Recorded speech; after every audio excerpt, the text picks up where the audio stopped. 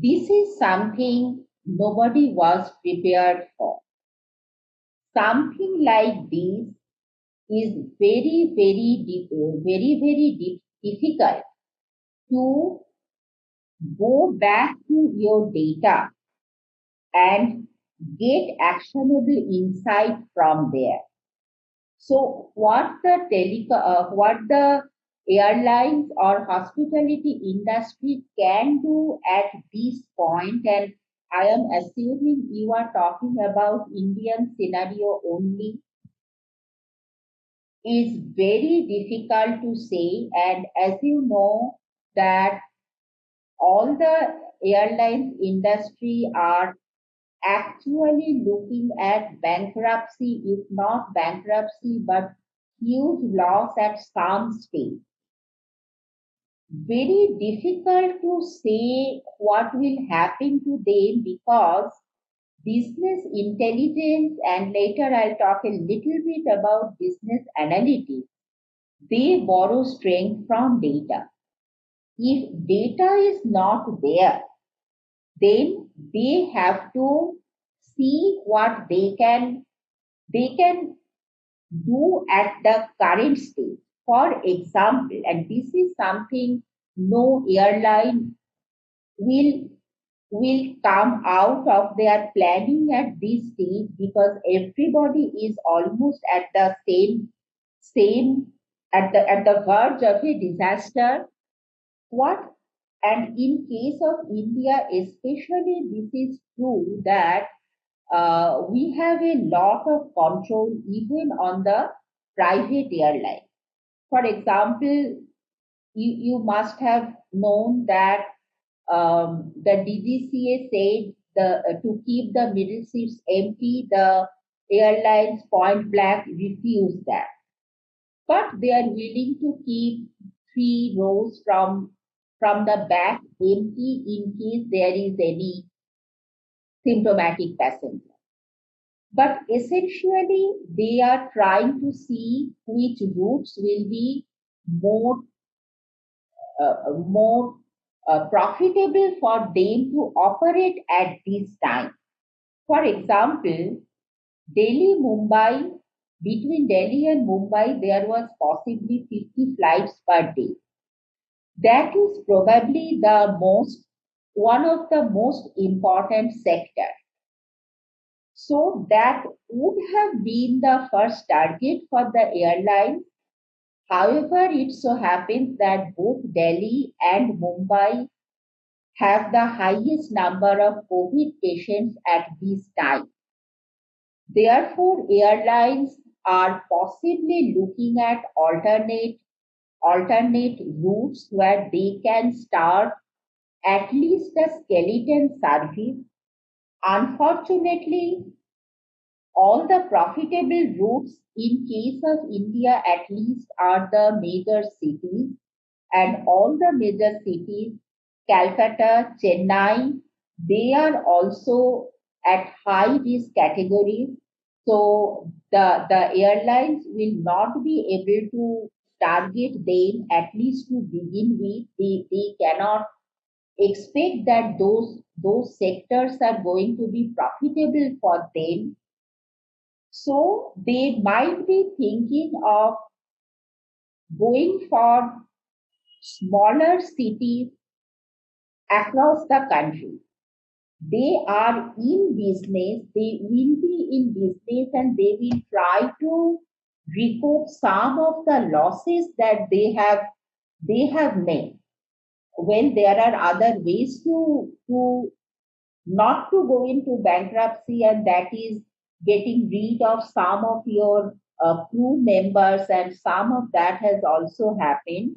But honestly, such a disaster that COVID 19 has been very difficult to be prepared. So, nobody was prepared, would be the correct guess here. After the situation improves even slightly, maybe around September, October time, the airlines will be trying to get back in business, they will start with skeleton services, and as I say, they will try the most profitable routes where traditionally they have had the most number of seats occupied. So this brings us to the last agenda item here, the technology behind successful business intelligence. The very first thing business intelligence depend on is a good, agile, solid, comprehensive database, enterprise-wide database. It is not a database in silo where marketing team keeps their data in a Excel sheet and sales team keeps their data in a Salesforce, and operations just have piles of papers where they have made their things written down. A successful enterprise-wide database must take into account all the different segments of the industry.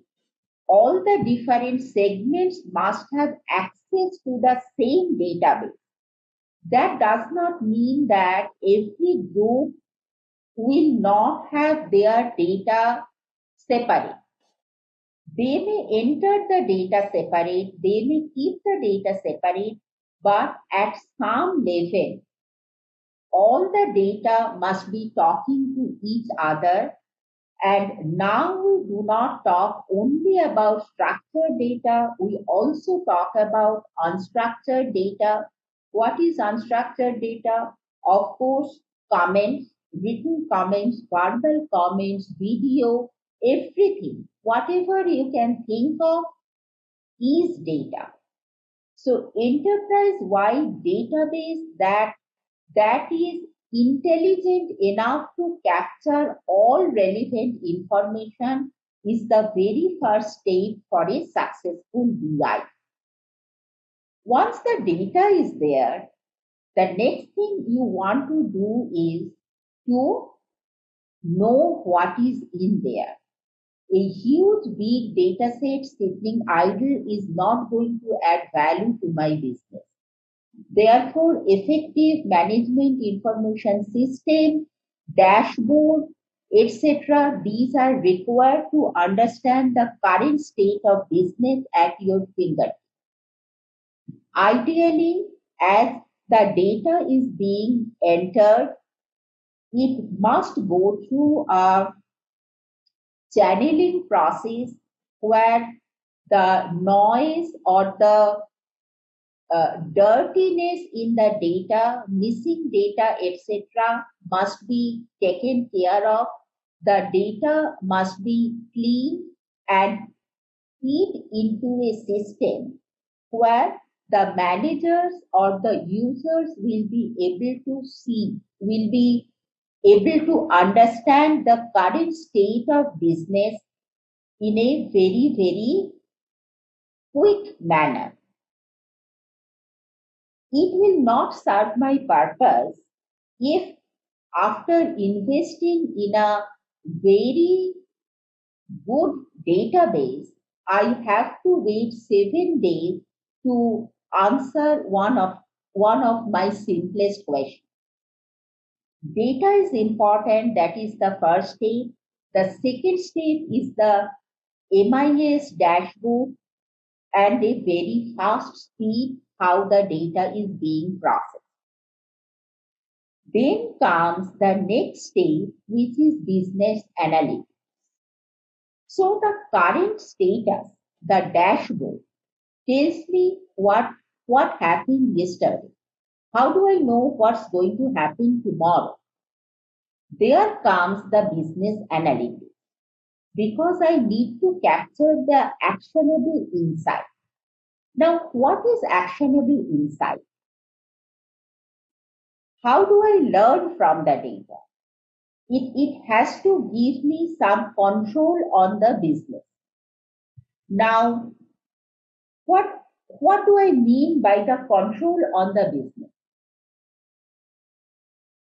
Suppose I am doing a survey on agriculture. I want to know what is necessary to increase the yield of paddy. Now, after doing a very intense survey, if it so happens that to increase the yield of paddy, all we need is enough sunlight and enough rainwater, then that may be insight, but it may not be actionable insight because rain and shine, I do not control any of them. How can I how can I change that into an actionable insight? If if I know that next year rain is not going to happen that much, if Mausam Bhavan from Delhi has predicted that rain will be only 95% of an average year, then the actionable insight for me will be to look for such a variety of paddy which will grow well even if there is less water. So you see how insight can be transformed into actionable insight. Actionable insight must be under my control so that I can have the reins of my business within my fingertips and I can control what I want to.